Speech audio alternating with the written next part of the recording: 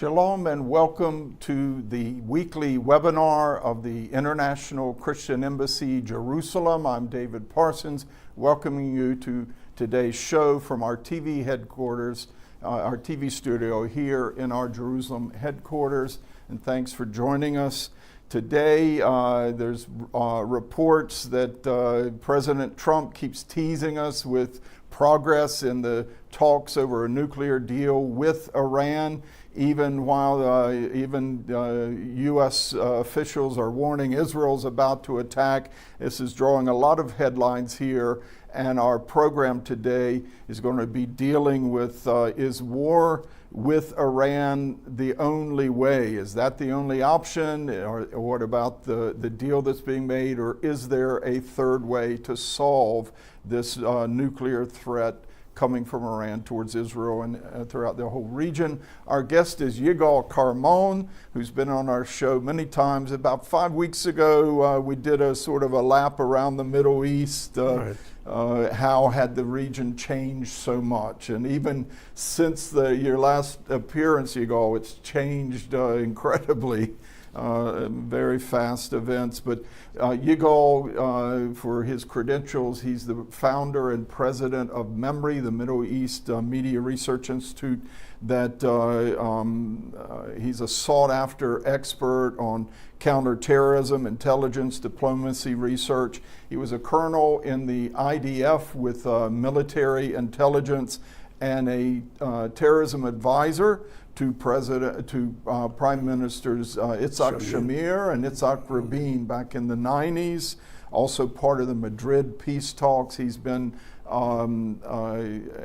advisor and consultant to the U.S. State Department, to Congress, to the Pentagon, to the FBI, to the National Security Agency, to the European Union, European Parliament, also to NATO on counterterrorism intelligence issues, and MEMRI.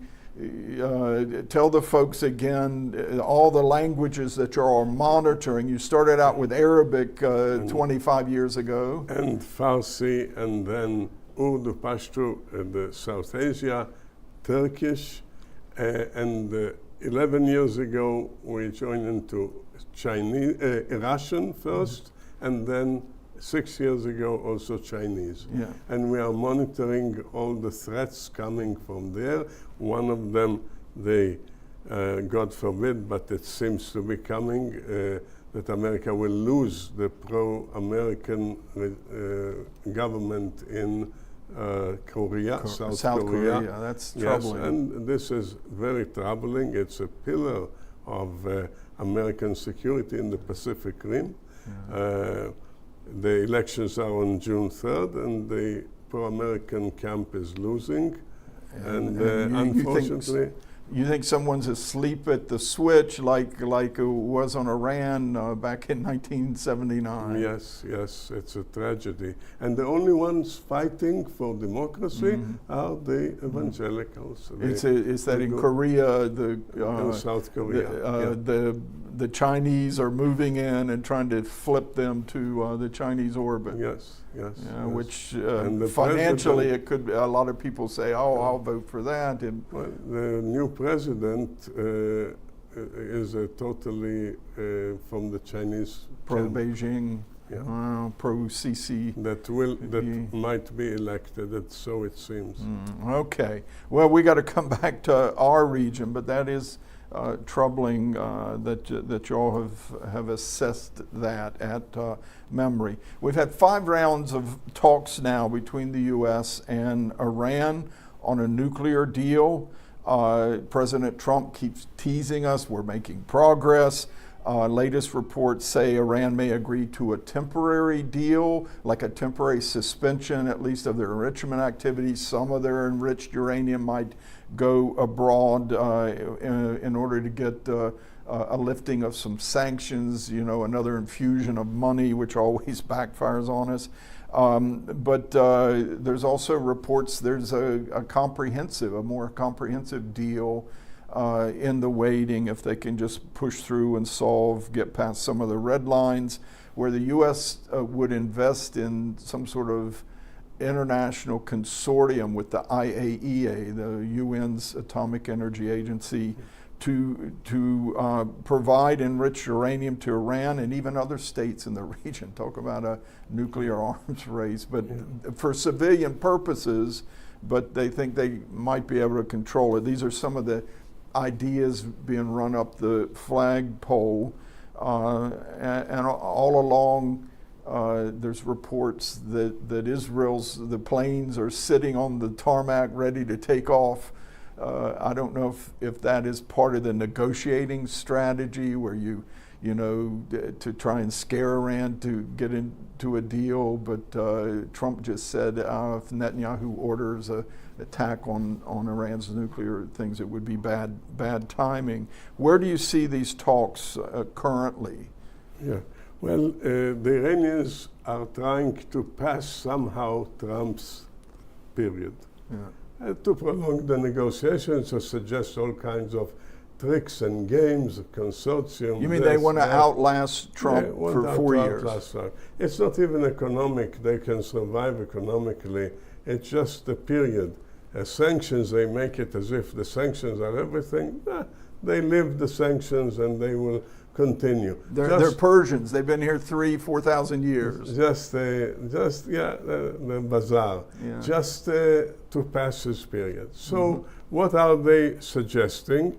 Are things that the president cannot accept, because they insist on enrichment, which was given to them by President Obama. Yes. Who raised them to a huge level to counter the Sunni world, and we'll talk about that problem.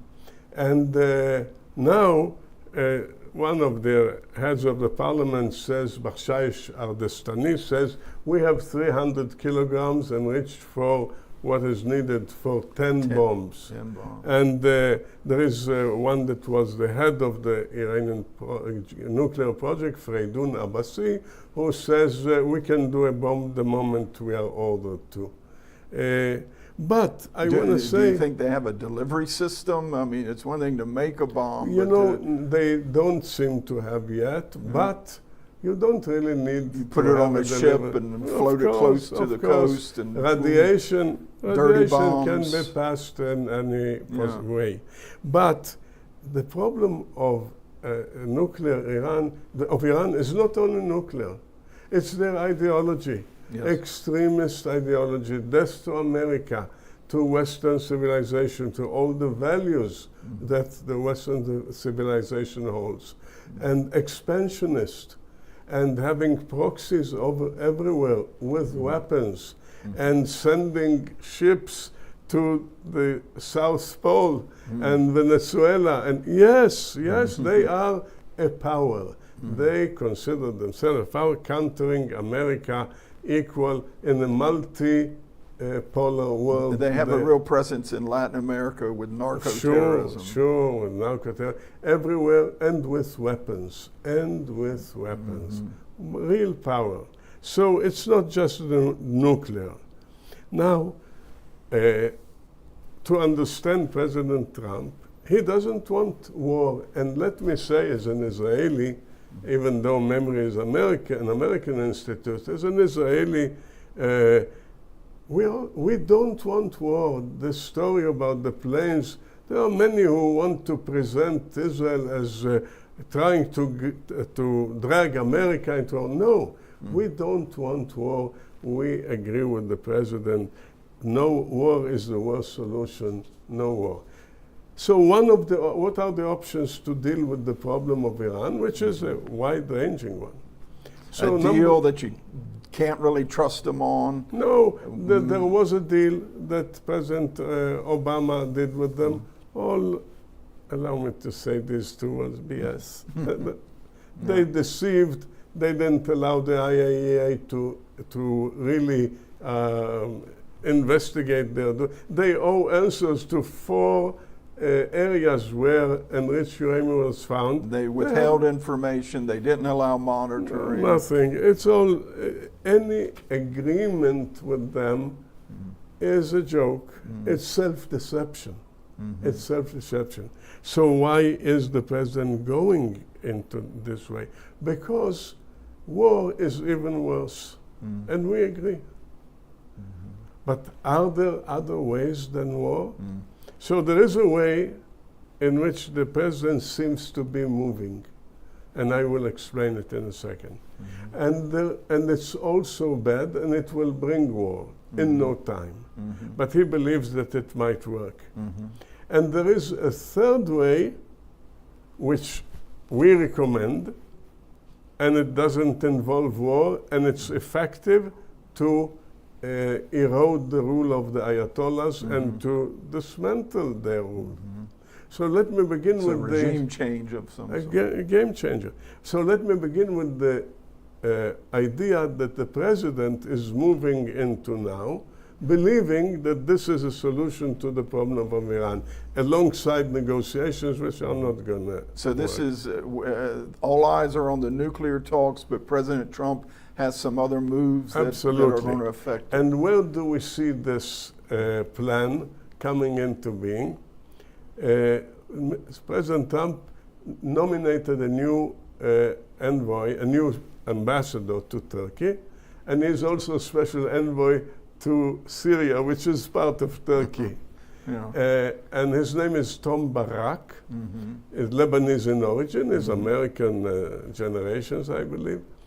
And he was nominated ambassador, and he immediately came out with a statement that is so fascinating and so exposing the whole strategy.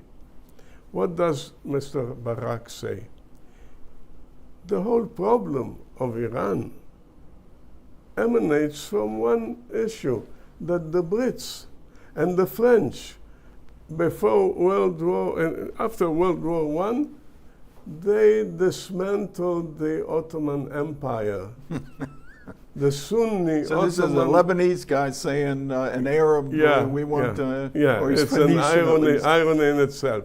But this is why the Iranians rose out to importance, and then came President Trump, Obama, and enhanced them even further and gave them nuclear. And why is all this? Why are we facing this problem of Iran? Because there is no Sunni power like the Ottoman Empire that was dismantled by those French and Brits that told peoples in the region how to live and what are the maps of their countries and what that. We are not going there. This is what the president says. He thinks the Arab people want to go back under Turkish dominance? Well, this is already the criticism of the... but first, to really explain, this is the source of our problem. And let's bring it back. Says Mr. Barak, Syria was born in division, like Syria was born in sin.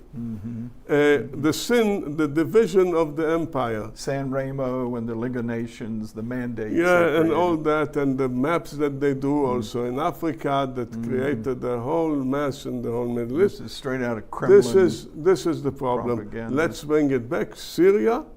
And that's why he is ambassador, but also special envoy to Syria. Syria is back to the Ottoman Empire already. That's a given now. So create a power, a Sunni strong power. They are 90% of the Muslim world, to counter these 10% rogue monsters. The Shiites. The religious Shiites, Iranian-led extremist religious, and you solve the problem. And they will do the job, and America doesn't need to intervene and to tell nothing. They will do the job. Did this ambassador Brock, did he face questioning in his confirmation hearing? No one knew this was coming? Not yet, but it's coming. Okay, he still has to be confirmed. Of course. And these questions have to be asked. And to test his notions, which Erdogan himself probably tells the president, let me solve the problem for you. Why are you involved? What is it that you... stay out, this is what the president wants. And no war. We are the ones to deal with our own problems, not superpowers, not even America. This is what the president wants, to stay out of no American wars anymore. So now criticism of this type of solution. One, I want to say in general, you have a monster in your yard. You don't tame it by bringing a worse monster to deal with the existing one. With the Ayatollahs in Iran, that Erdogan in Turkey has even grander visions of Muslim conquest Of course, of the world. and this, the chances of the grand plan of a Sunni power to tame a bigger monster, to tame the smaller monster, is the chances of it to explode are bigger than the chances of it to succeed. Why? What are the problems here? Number one, let's talk about internal. Turkey is struggling with the problem of the Kurdish people.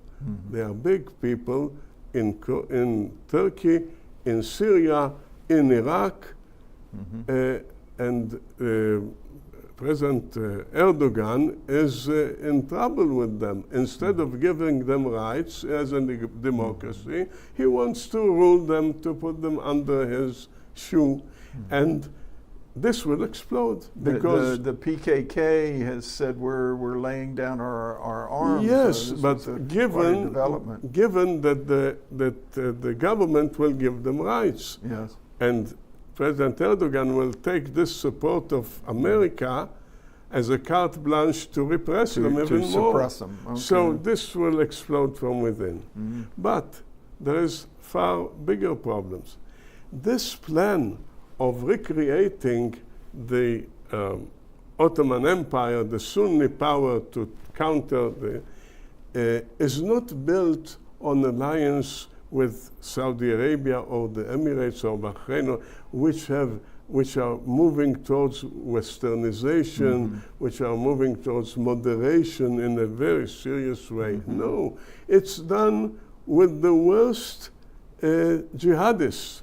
Erdogan, he is the one who allowed all the foreign fighters of ISIS to come into Syria. He's a Muslim Brotherhood. Muslim Brotherhood, ISIS, Qaeda. He put his hatchet down now to just get what he wants to get from President Trump. But him and Qatar, which is the worst promoter of Islamist terrorism in the world, including 9/11 and the list. We wrote a whole piece about it. I wrote it about their anti-American terrorist attacks. The mastermind of 9/11 was a former Qatari government employee. But anyway, to go back, the deal is made with the worst, not with the moderate Sunnis, but with the extremist Sunnis. How is that going to solve any problem? It will explode. And the president will not be able to say, well, that's the Middle East, I have no part in it, because he supports this type of solution. And this type of solution has more chances to create, as one of Memory's vice president said, unimaginable inflagrations. The whole Middle East will be in fire. So, because when it could reignite the civil war in Syria, it could reignite the civil war in Iraq between Sunnis and Shiites. Syria was born in sin and division, also Israel, Jordan. Yes. Okay, so we all go back to after World War I, fight each other. My God, this is not a solution. This is, and who wants that? Who accepts them? They can rule parts of Syria now, barely. They have Sharia to rule it for them, and get their orders.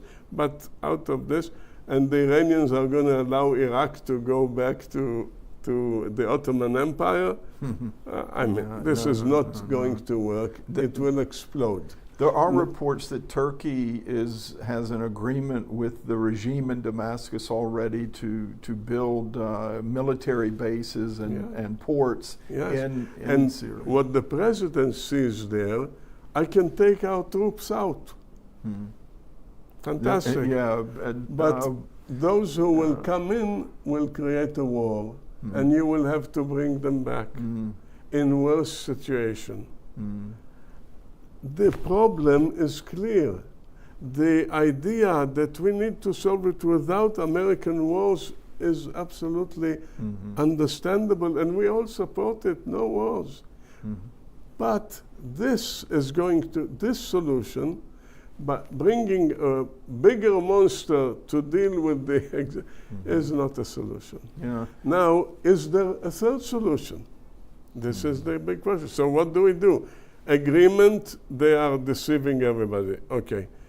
To have the Sunnis fight them, no, it's going to be a problem. So what do? And we are trying to communicate to America that there is a third solution, which is moral and effective. Iran, with those ayatollahs, is made up 50%, 52% of Farsis, Persians, mainly Shiites. Yeah, and 48% of ethnic minorities that are not Persians. Baluchis, Ahwazis, that are Arabs, after all, Kurds, and Azeris, yes. And all these are fighting for the repression by the Iranian Ayatollah's regime. Are they concentrated in certain regions? Yes, enough yes, that, from far east to far west. And they are big in number, and many of them, there are amongst them terrorists, but there are important groups that are secular and are pro-democracy. Even among the Persians. Yes, and the Persians are repressing them. Even those Persians in the West that are fighting against the Ayatollahs, but they don't want to allow those minorities any rights. They want to continue to rule them. Democracy ends right there. They want to continue. These people want their own sovereignty, their own rights. And this is a way to counter the Ayatollah's regime for generations to come. Give them support their rights. They will destabilize the Ayatollah's regime. You empower them from within. Yes, and what kind of support? Humanitarian, political, not to weapon, God forbid, not. Just help them in humanitarian aid, in political support, their rights to have their own identity and right not to be under repression. This is the real. Deal with the existing monster on its own merits.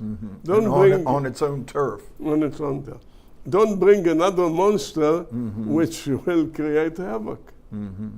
And if it were an alliance with Saudi Arabia, with the Emirates, we know they are moving towards westernization and moderation. That would be different. But to go with this guy that believes himself to be a sultan and does shows of him as a sultan, and with the four biggest sultans of the Ottoman Empire, and he probably thinks he's the fifth, but the biggest, or the and what a palace he bought for him. He built for himself. You have to show it on the on the show. I mean, unimaginable. And but the main problem is the solution of bringing a worse monster to tame the existing one will explode in no time. And it will be on the hands, and it will not spare America a war. Now, I mean, most of our viewers here are going to, be very pro-Trump, but this is one area, and we are. I'm amazed. I worked hard on the bill to move the U.S. Embassy to Jerusalem back in Congress in 1995. That's when we first met, when you would come and visit and brief members of Congress on Israel. But I'm a little surprised when I hear Trump saying such nice things about the Emir of Qatar and how they're good folks, and when they have Al Jazeera, when they give asylum to Hamas, and all the bad things they do. And even Erdogan saying he's a good friend, and I like the guy, he's strong. And when Erdogan is, he when he first ran for president, he said our minarets are our missiles. Bayonets, our bayonets. Our bayonets. Yeah, and the domes are helmets, and I want to say this. First of all, we support the president and his attempt to solve a problem without the war. Yeah. We all support him and what he does. It's just that this is a wrong solution. Mm. And there is a better one, because this will bring war. Mm. And what Erdogan tells him, and the Qataris are telling him, but a word about Qatar. President Trump behaves like he owes Qatar something. Mm. And I want to say this. America doesn't owe Qatar anything. Yeah. It protects the existence, the very existence of the ruling family. Qatar owes America everything. It protects them not from Iran, but from the Saudis. The Saudis would march in and take it over because they don't like them. Of course, and the Emirates, because they are Islamists, and the Saudis and the Emiratis are westernizing. Mm-hmm. But I want to say, America doesn't owe Qatar anything. Qatar owes America its life. Let me give you just a few examples. Qatar is responsible for the mastermind of 9/11. 2,900. How much is this worth? A 10 billion, 20, 50, 100? Depends, a trillion, not billion. It depends how much worth you give to the souls of the people that were devastated. The plane, he was wrong to receive it. He should have taken it, not received it. And now they have the chutzpah, the audacity to say in the memo that the Americans asked for it. What? The president told a different story. They want to make him a liar? They're insisting that be in the memorandum of understanding, hand over that luxury jet. Yeah, but Trump. He should have taken it. They owe him 100 such planes. Yeah. What they did to America is unimaginable. And he behaves like he owes them. This is what's wrong. He owes them nothing. They owe America more than they can ever. So where are the advisors around Trump? I know we hear a lot of analysts saying, look, there's a real isolationist core in the MAGA camp, and then a lot of, say, Christians, evangelicals and all, who want to defend Israel, and that sort of guides what they would see in the Middle East. They'd say, get rid of Qatar, get rid of, or at least contain Erdogan. Well, the president himself in 2017 described Qatar in a way that I wouldn't be able to do. Their truth. And then the position changed. He knows who they are. He said on TV, had it not been for America, they wouldn't exist. He knows that. It's only that he thinks that somehow America owes them. But America doesn't owe them. They owe America, their very existence. And what is Qatar? We're talking about a ruling family, a rogue family of Islamists that want to promote the Wahhabism, and they consider themselves the to publish that. Sunni brand of Islam. And we have videos and audios where they say, the previous Emir says, we are the heirs of Muhammad ibn Abdul Wahhab, the creator of Wahhabism. He says, I am the heir, the 16th heir, generation heir of the...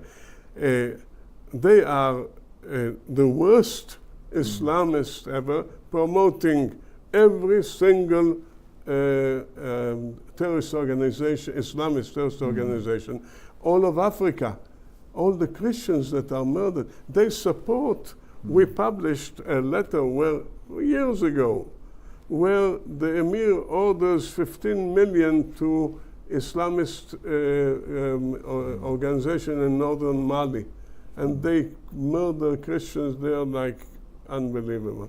There's something deeply crooked and corrupt at the American acquiescence to letting Qatar stand as an independent. I mean, it's supposed to be this go-between. It's helping getting hostages out of Gaza, and they create all the crimes in Afghanistan. They supported the Taliban for many years, up to the moment of takeover from a democratically elected secular government, including 13 American soldiers killed.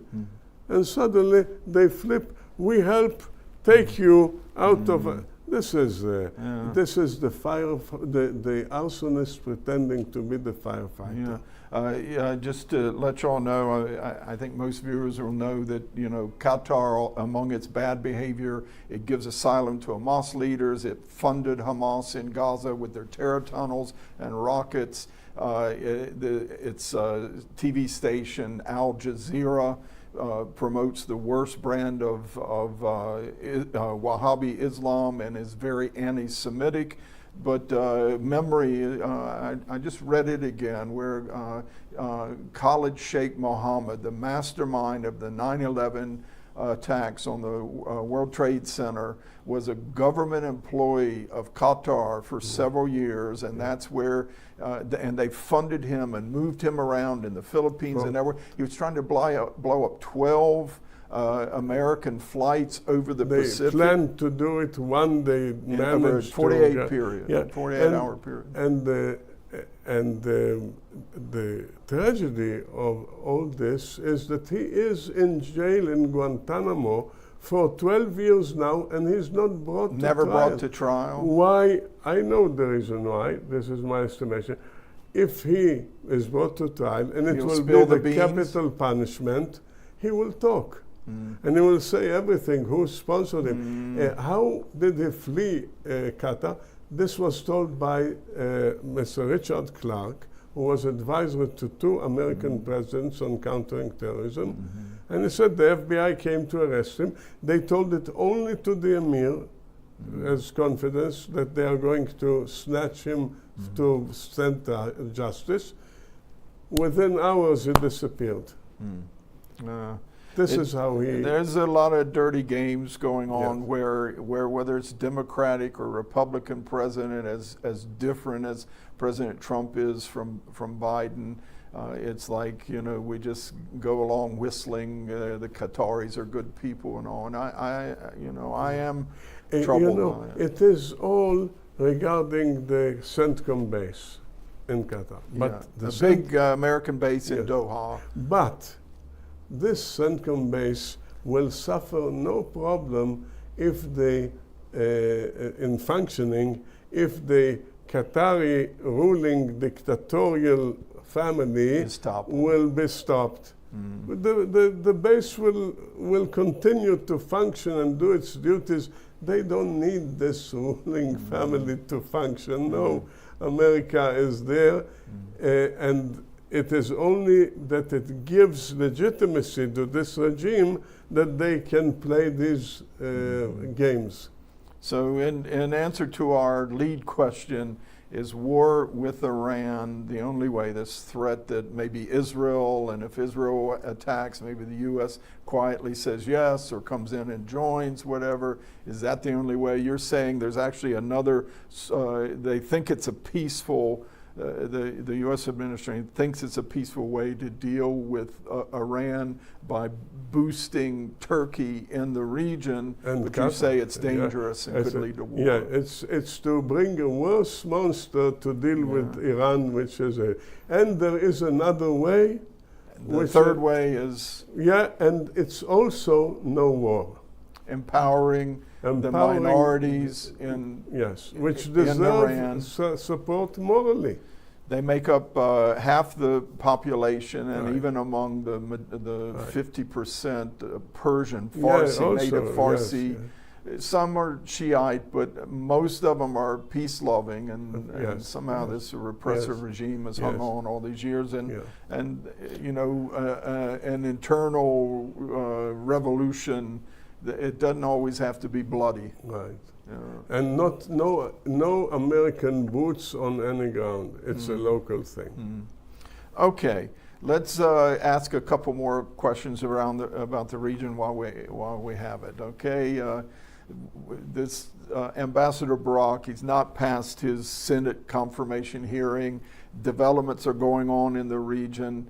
Syria keeps saying, we're willing to normalize relations with Israel.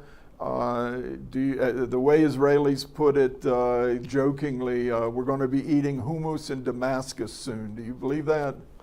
No, it's a wishful and even stupid hope. It's 35-kilometer drive from the Golan, Yes, not far away. Yes, but if you give legitimacy to a regime of jihadis because they play nice, you're going to face not hummus but poison in many ways.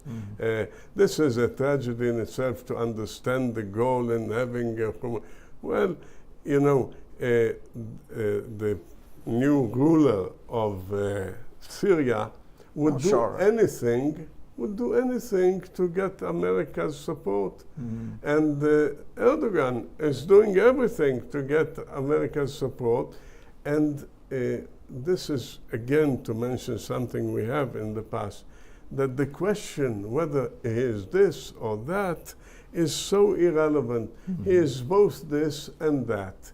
In the West, you are either a believer and you have the morality of a believer and you don't play games, or you are a sinner with early formative Islam, and later you are both. Muhammad, the Prophet of Islam, he fought the wars of jihad. At the same time, he did the Hudaybiyah agreement because he needed it.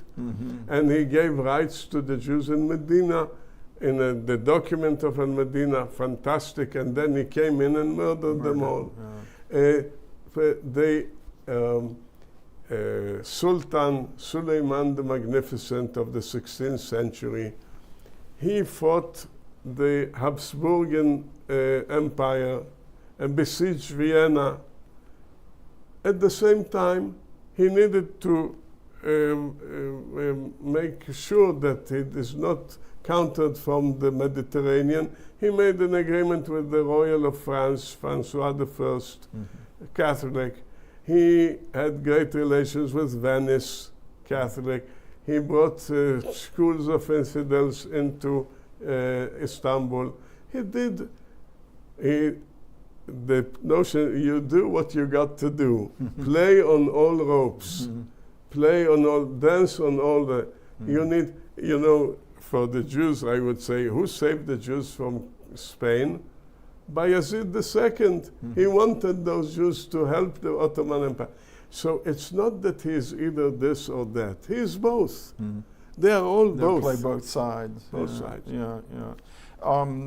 Israel is looking at Turkey slowly, basically taking over Syria. There are reports of direct talks where they're sitting and trying to see how they can reduce tension and friction.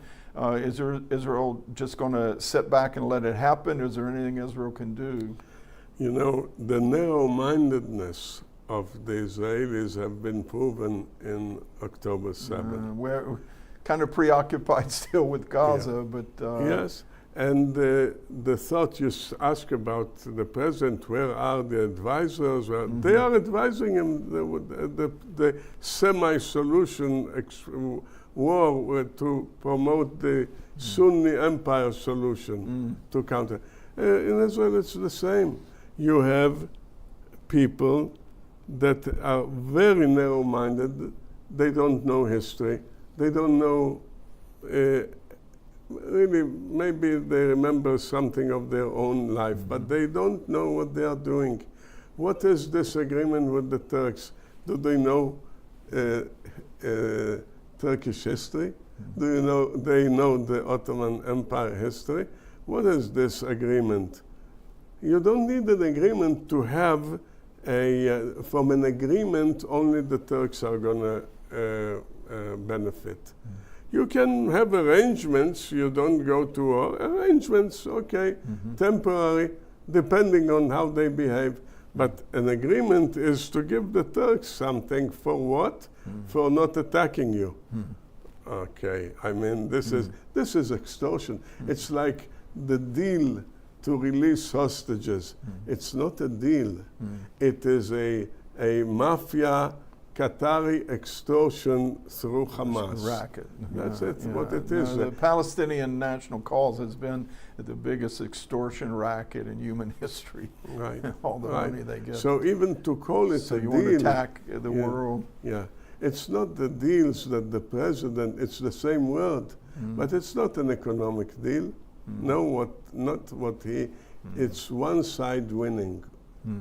Let me ask about Lebanon. The latest reports say that that the government under the Christian and Sunni leaders have basically very quickly dismantled a lot of the Hezbollah military posts and collected weapons and everything in the south, and that American, using Israeli intelligence through the U.S., and that American, even Israelis, are a little surprised with how quickly this has happened. Is that going in a good direction, you think? Well, again, it's a temporary move that is deceptive.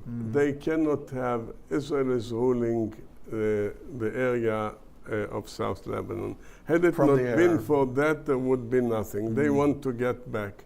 So they play the game. Play the game so that Israel won't attack. If Israel gives the intelligence, if they don't do something with it, within a few hours Israel strikes. They have a new cabinet which is made of part of Hezbollah nominated people. They say it's not Hezbollah, but officially nominated by Hezbollah. So my logic is that if they are officially nominated and that is the system, then they are Hezbollah. But they don't have to be fighters. They are, but in general, it is only power that determines the peace with Lebanon. Without power, Hezbollah will be back. And this brings us back to the great win that Erdogan is selling to President Trump. All the Iranian proxies are out. They are out of Syria. We have Sunnis. Because of Israel. Yeah.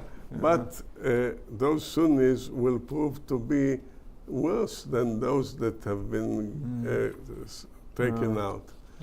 And to go back, the solution is not to create havoc, because that will have, if the war breaks, as we explained, there will be no oil in the West as far as the oil from the Middle East is determining it. The Iranians have threatened to close the Hormuz Straits to hit Saudi Arabia and the Emirates sources of oil. That's what they say. If they are hurt in any way, okay, so what are you living under the sword of these people? We are all agreed that they have to be taken away, the Ayatollahs, but not through people that are worse than them, through the moderate ethnic groups that are seeking, praying, begging for American support. Okay, one last question. It's sort of shifting gears. French President Macron and the Saudis are spearheading this effort to do a big conference at the United Nations in mid-June to declare and mobilize support for a Palestinian state. I think down through recent decades, every time they try, the world acts as a midwife to birth a Palestinian state. You get all the birth pangs, you get all the troubles, but it's always stillborn. What's going to happen, and what can Israel do? Yeah. First of all, President Macron's logic only his wife can tell. And she told it in a very not nice way. Yeah. He suggested to fight Russia. He suggested to create a world war in Europe. He initiated this, but it's all upon conditions. So they'll say, on these conditions, but those conditions, it's all, we all thought, not we, memory, we showed the opposite, but that it's about a Palestinian state. And lo and behold, when everything blew up, before Israel went to war, after October 7, October 8, all the Hezbollah began shooting, created havoc in the north of Galilee, and Nasrallah was proud of it, declared it. But there came the true thing. It's not about the Palestinian state. It's from the river to the sea. So Macron is not from the river to the sea. And even the Saudis are not talking about that. They talk about the Palestinian state. So if worse in Judea, Samaria, the West Bank, and Gaza. Yeah. So if worse comes to worse, and they make such a, okay, go tell it to the Palestinians. What do you want from us? Whether they accept it, yeah. Yeah, do they accept it?